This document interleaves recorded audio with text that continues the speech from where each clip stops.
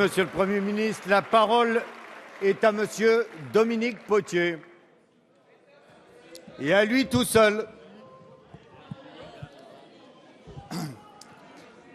Monsieur le Premier ministre, hier, avec Serge Bardy, avec Annick Leloc, nous avons adopté une loi sur le devoir de vigilance des sociétés mères et nous l'avons adoptée à l'unanimité.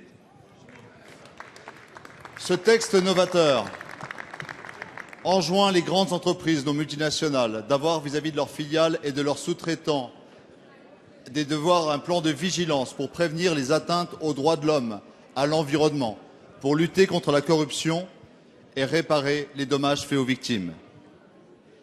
Elle est pour nous une fierté, pour toute la majorité.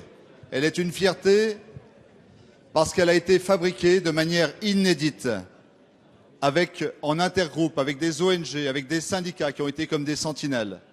Elle est une fierté parce qu'elle fait justice aux esclaves modernes d'une mondialisation sans foi ni loi. Elle est une fierté parce qu'il n'y a pas de droit sans devoir et sans limite. Elle est une loi pour la loyauté dans le monde de l'entreprise et dans la mondialisation. Elle trace un chemin pour notre génération politique, donner du sens humain à la globalisation. Et nous sommes en cela les héritiers d'Henri Grégoire, député de la Constituante, député de Meurthe-et-Moselle, la belle Meurthe-et-Moselle, que je paraphrase ici. Un jour, le soleil ne brillera plus à Dubaï comme à Dakar que sur des hommes libres. Elle est une fierté parce que cette loi est une réponse au sentiment d'impuissance publique, au sentiment que c'est la finance qui gouverne le monde. Elle est une fierté pour les républicains qui font la loi et qui font justice. Monsieur le Premier ministre, pouvez-vous nous dire comment nous allons faire en sorte que cette loi soit adoptée d'ici l'été et comment nous allons porter ce combat à l'échelle européenne? Merci. La parole est à Monsieur Jean-Marie Le Guen, secrétaire d'État chargé des relations avec le Parlement. Merci, Monsieur le Président. Mesdames et Messieurs les députés, Monsieur le député Dominique Potier, vous étiez hier le rapporteur d'un texte qui, outre le fait qu'il a été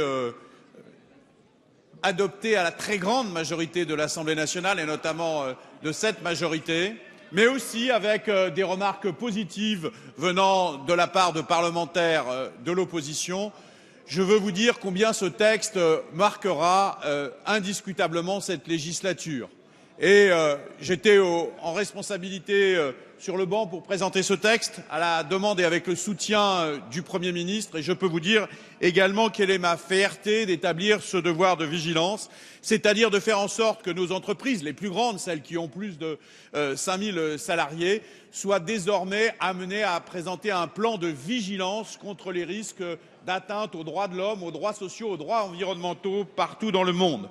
C'est à la fois un message d'humanisme, bien sûr, d'universalisme conforme à notre tradition républicaine, française et progressiste, mais aussi une loi qui a vocation à lutter contre le dumping social et environnemental. Et de ce point de vue, elle nous fait sortir par le haut des problématiques de la mondialisation. Et vous avez raison, Monsieur le député, d'avoir insisté sur le fait que notre pays jouera en la matière désormais, grâce à vous, grâce au travail que vous avez mené depuis maintenant 2 ans, un rôle d'éclaireur. Et nous avons vocation, évidemment, à ce que ce rôle d'éclaireur soit porté plus loin au plan européen. Nous avons fait un texte de loi qui, en aucune façon, n'est de nature à nuire à nos entreprises, mais nous voulons que, au-delà de la responsabilité propre de la France, nous puissions convaincre l'ensemble de nos partenaires de cette vision nouvelle d'une mondialisation équilibrée qui fait de la France un pays précurseur et de ses entreprises un modèle dans le monde. Merci, Monsieur